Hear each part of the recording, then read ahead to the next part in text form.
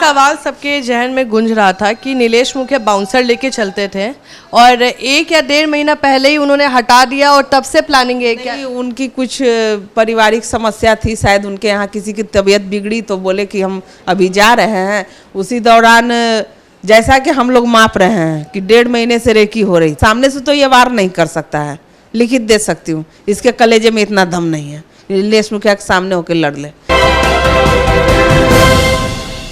नमस्कार, स्वागत है आपका सिटी पोस्ट लाइव में। मैं हूं मुस्कान। और कल एक प्रेस कॉन्फ्रेंस में राजीव मिश्रा एसएसपी ने बताया है कि विकास प्रसाद एक नाम जुड़ा है अभी, जिन्होंने पूरा प्लान किया था हत्याकांड में, और पप्पू धप्पू और गोरख राय का नाम भी आया है बिल्कुल, और सामने आया है नाम जिसमें कहा गया है कि जो 10 लाख जो फिरौती है उनके द्वारा ही दिया गया है, ऐसा कल प्रेस कॉन्फ्रेंस में आया था। तो आइए चलिए बात करते हैं सुचित्रा सिंह से, जो नीलेश मुखिया की पत्नी है। क्या कहिएगा, कल जो प्रेस कॉन्फ्रेंस हुआ, एक तरफ से तो जीत है आपकी इस पूरे कॉन्फ्रेंस में, जो भी हुआ आप लोग नाम ले रहे थे और कहा जा रहा था कि आप लोग बेबुनियाद नाम ले रहे हैं, अब थोड़ा नाम सामने भी आ रहा है, इन्वॉल्वमेंट में आ रहा है, उस पर क्या कहिएगा? अब मुझे कुछ कहने की इसमें ज़रूरत ही नहीं है, अब तो जग जाहिर है, जो मैं पहले भी बोल रही थी वही सच है और सामने आ भी गया है। मैंने पहले भी कहा था कि पप्पू राय, धप्पू राय और गोरख राय यही तीनों मेरे पति के हत्यारे हैं।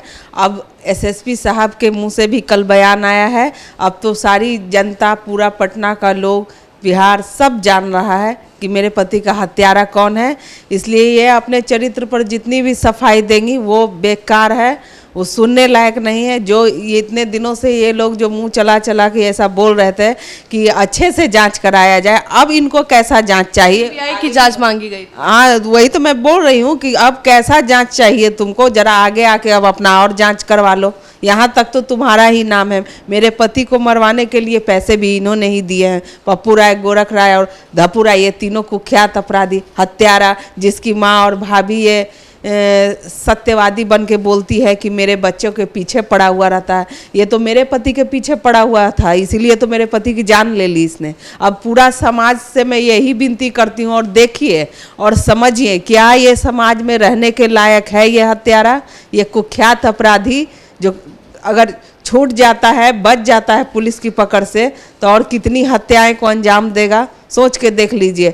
ये नेता का खाली चोला पहनने से कोई नेता नहीं होता है, नेता के आड़ में बहुत कुछ करता है ये।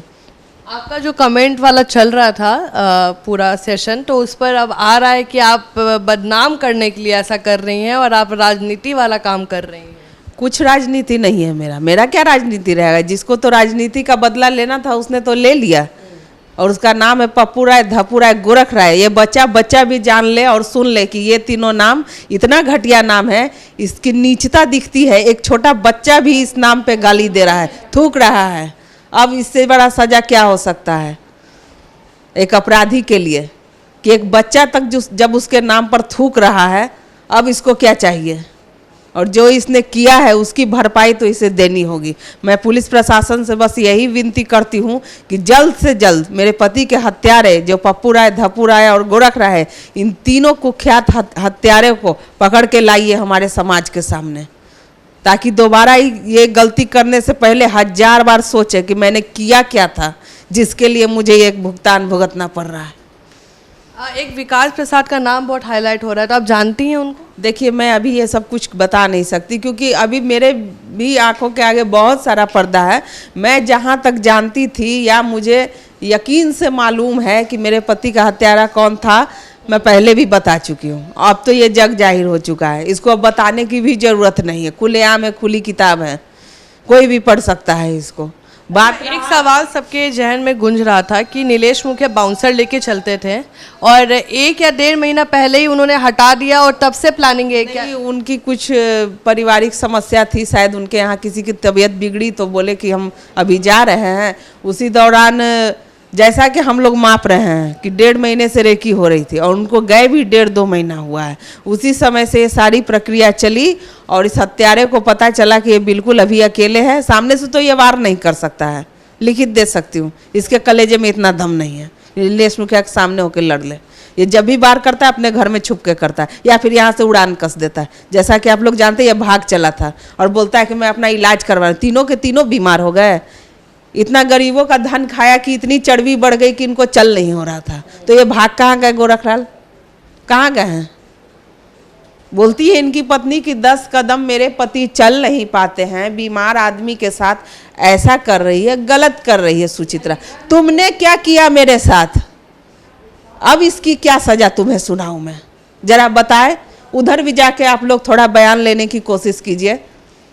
ये जो लाचारी और बेचारी दिखा रही है अपने आप को, एक बीमार आदमी के साथ ऐसा नहीं कर, उसके साथ तो जितना बुरा किया जाए ना वो भी कम है मेरे लिए। समाज में रहने के लायक नहीं है लोग, इंसान के बीच रहने लायक नहीं है लोग। कैसे बोल दी, बयान दे दी कि मेरे पति के साथ गलत कर रही है, बीमार आदमी के साथ ऐसा नहीं करना चाहिए। तो मैं तो खुद ही पीड़ित हूँ, मेरा तो पति चला गया, मेरा संसार खत्म हो गया, मेरे बच्चे अनाथ हो गए, मेरा पूरा परिवार उस एक इंसान के बिना विहीन हो गया। तेरा तो फिर भी बैठा हुआ है घर में, चल नहीं होता है, फिर भी पता नहीं कौन सा जगह छुपाई है। बताए ना कि कहाँ, जब बोली कि मेरे पति यही कहीं होंगे, तो कहाँ पे गड्ढा खोद के उनको छुपाया गया है? निकाले, अब तो निकालना चाहिए ना। तो आपका कहना है कि अब प्रशासन भी आ गया है सामने, तो अब तो बाहर आना चाहिए। बिल्कुल, दावा किया था, बोला भी है कि मैं कहीं से भी संलिप्त हूँ तो फांसी की सजा दी जाए, बोला है ना। पहले तो उसी ने कबूला है ये चीज़, हम लोग तो पीछे पीछे चल रहे हैं। तो मैं तो बोल ही रही हूँ कि जब तुमने फांसी मांगा है, इतने राजा हरिश्चंद्र हो तुम, कहीं संलिप्त नहीं हो, गलत तरीके से सुरेश भैया उन पर आरोप लगा रहे हैं, तो सारा आरोप तो अब सबके सामने है, तो इतना पुलिस को मशक्क़त क्यों? कहाँ भागे फिर रहे हो? आओ फांसी लो, जनता मेरी इंतजार कर रही है तुम्हारा बेसब्री से। प्रशासन के हाथ जो इतना बड़ा लगा है, 5 हत्यारे पकड़ा गए हैं जो इनमें कांड में पूरे सम्मिलित थे, तो अब आपका प्रशासन से क्या वो दरखास्त है कि और क्या किया जाए? देखिए, पहले तो मैं पुलिस प्रशासन राजीव मिश्रा जी को भी बहुत बहुत धन्यवाद करना चाहती हूँ कि उन्होंने मेरी तकलीफ़ को समझा, इसलिए मेरे लिए एक कदम उठाया। अभी जो कामयाबी मिली है उससे कहीं ना कहीं मेरे दिल को तसल्ली है कि नहीं, चलिए मेरे साथ पुलिस प्रशासन तो लगी हुई है। आगे मैं यही उम्मीद करती हूँ कि बस मुझे ये तीनों हत्यारा, पप्पू राय, धप्पू राय, गोरख राय, ये तीनों की गिरफ्तारी चाहिए ही चाहिए, क्योंकि ये सब का मास्टरमाइंड यही था। पैसे भी मेरे पति को मरवाने के लिए इसी ने ही दिए, और उसके बाद कहता था कि मैं कहीं संलिप्त नहीं हूँ। इतना झूठा उदाहरण जो है वो पूरा समाज भी देखे। मैं समाज से भी विनती करती हूँ, अपील करती हूँ कि देखिए कितने घिनौने लोग होते हैं, चेहरे के पीछे चेहरा ढांक कर चलते हैं। बोलता था कि पड़ोस में कोई पड़ोसी के साथ ऐसा करता है क्या? हम 1000 बातचीत हमसे नहीं है, लेकिन फिर भी ऐसा नहीं होता है क्या? नीलेश मुखिया ने उसकी हत्या की साजिश रची, करना रहता तो ये नहीं करते, लेकिन हम लोग को खूनी खेलने नहीं आता, हम लोग कानून के साथ चलते हैं, ये सब नहीं करते हैं। मुझे तो यही लगता है कि इस हत्यारों को नींद कैसे आती होगी इतनी मासूमों की हत्या करके, कैसे ये सोता होगा। और इसकी माँ, इसकी क्या परवरिश है देख लीजिए। इसकी माँ जो बोलती है कि मेरा तीनों बेटा निर्दोष है, अपने मन से पूछ, आईने के पास खड़ी होकर पूछ कि तेरा बेटा कितना निर्दोष है, और तू कैसी माँ रही है, तू कैसी माँ है जिसने अपने बेटे को अपराध के रास्ते पर ढकेल के शाबाशी दे दी कि वाह बेटा बहुत अच्छा कर रहा है। अब आगे का परिणाम भी जरा माता जी सिखा दें, यही विनती करती हूँ उनसे भी। तो ये थी सुचित्रा सिंह। इनका कहना है कि प्रशासन थोड़ा लेट कर रही है, लेकिन काम तो ज़रूर कर रही है, और इनको भरोसा भी है कि प्रशासन जल्द इनको न्याय दिलाएगी। और इनका अभी एक ही मांग है कि तो पप्पू, घप्पू और गोरख राय, इन तीनों की गिरफ्तारी जल्द से जल्द हो। इनका कहना यही है। प्रशासन अपना काम कर रही है, थोड़ा लेट लेकिन काम तो कर रही है, और इनको भरोसा भी है न्यायालय पे और प्रशासन दोनों पे कि जल्द से जल्द इनके पति का जो हत्या हुआ है उस पर इनको न्याय ज़रूर मिलेगा। धन्यवाद।